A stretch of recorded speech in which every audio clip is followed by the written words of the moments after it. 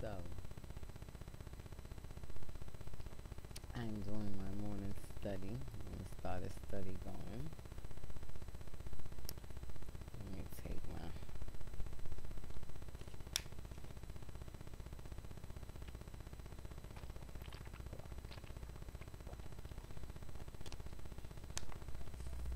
So, I am reading 2 Samuel 11. And it's entitled David Sins Against Uriah. Now, my thought was that I heard somebody saying, I can't remember where, so I ain't quoting, I'm just going by somebody did say it, that David knew that, what was her name, Bath-sheba, right? Knew that Bath-sheba came out every day to wash at that time. And he was in battle. And he sent his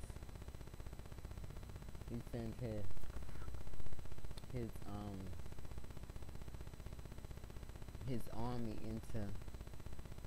into battle, and he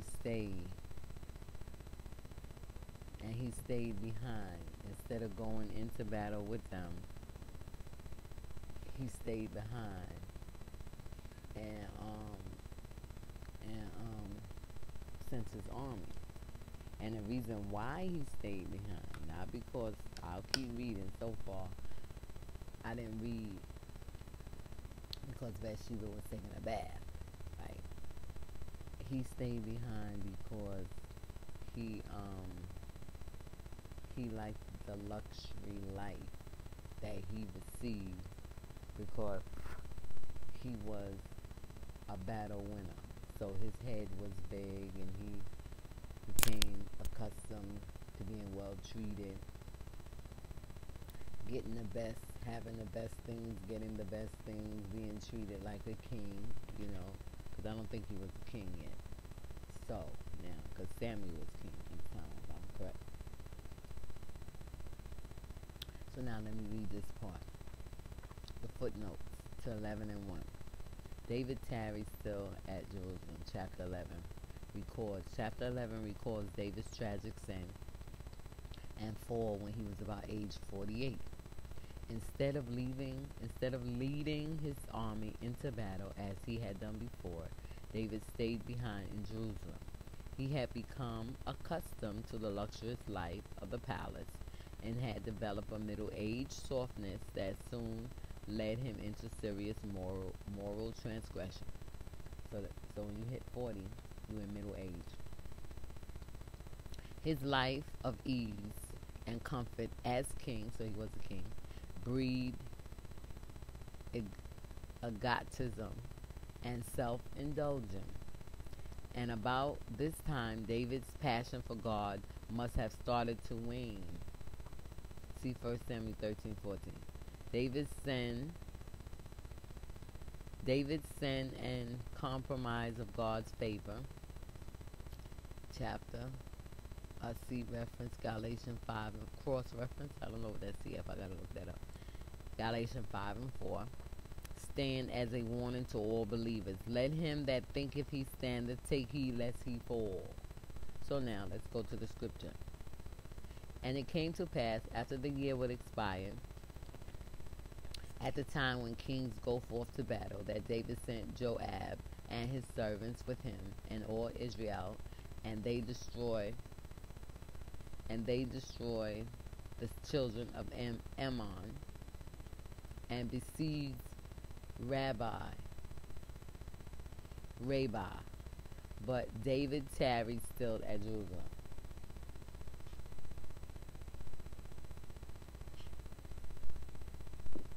I had to go turn on my heat. It was cold in my room. And I was like, wait a minute. Maybe I gotta turn this old knob here. And sure enough, I don't know if you can hear the little crackling.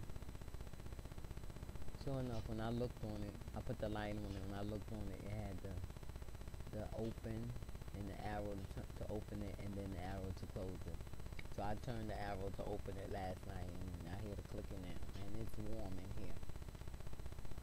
I always felt that this apartment carry off good heat, not like Mr. Sims, because of the simple fact the the the heat is not coming from them. You see what I'm saying? They only have one building, so they didn't want to supply a lot of heat to us and a lot of hot water because of the simple fact that's coming out their money, you know. They got to pay for that. But here, this is a managed building, so this is not the only building they got. They got other, right next door is their building too. So,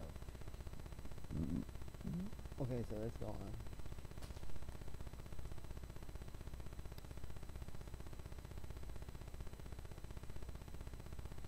And it came to pass in an evening tide that David arose from off his bed and walked upon the roof of the king's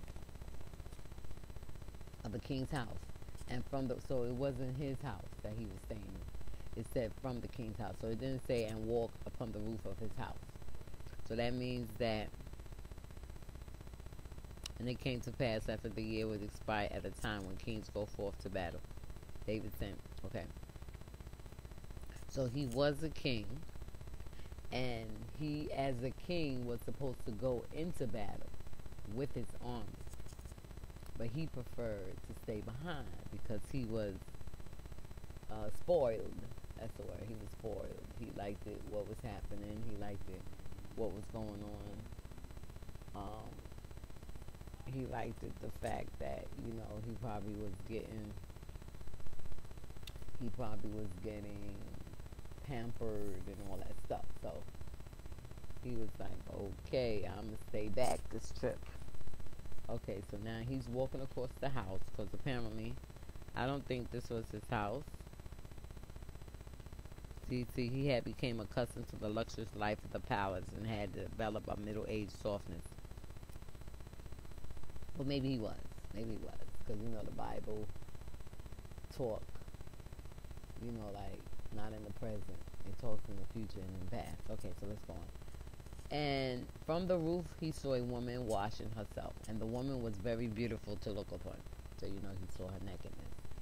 And David sent and inquired after the woman, and one said, is not this Bath-sheba, the daughter of Elam, the wife of Uriah the Hittite? And David sent messengers and took her. And she came in unto him, and he laid with her, for she was purified from her uncleanliness. And she returned unto her house. Now, purified from her uncleanliness. I'm believing that meant that she was a virgin. Now, if she was the wife of somebody, apparently this man did not know her. I'm going to use the word know her.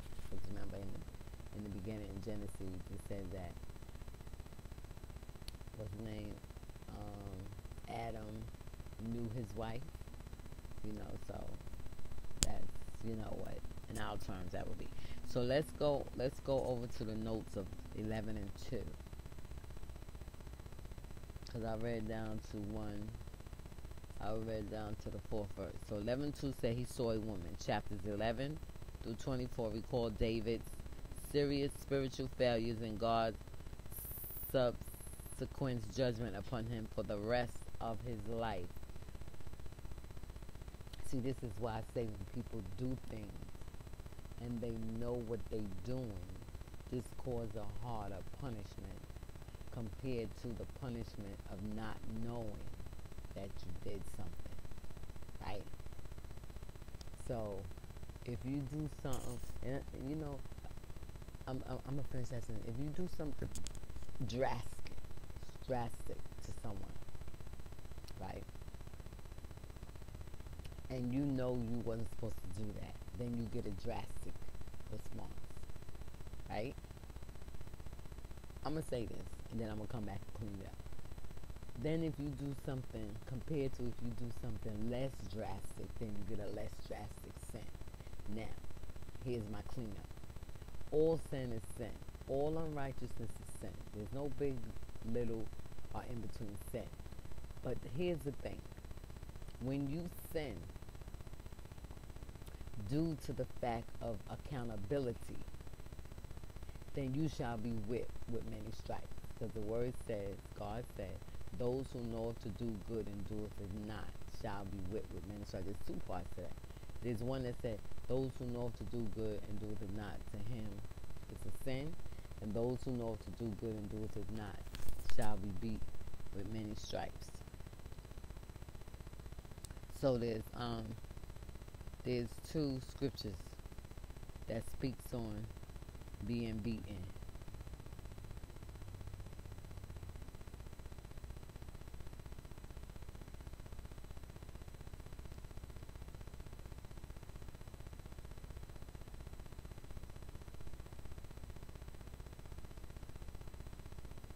I'm trying to find it because I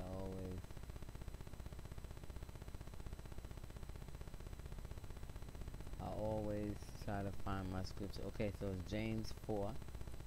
Since I got my Bible, we'll find it here. James 4 and 17. Let's put this here. We're going to come back. Let's go to James. It's down here. Jude, Peter,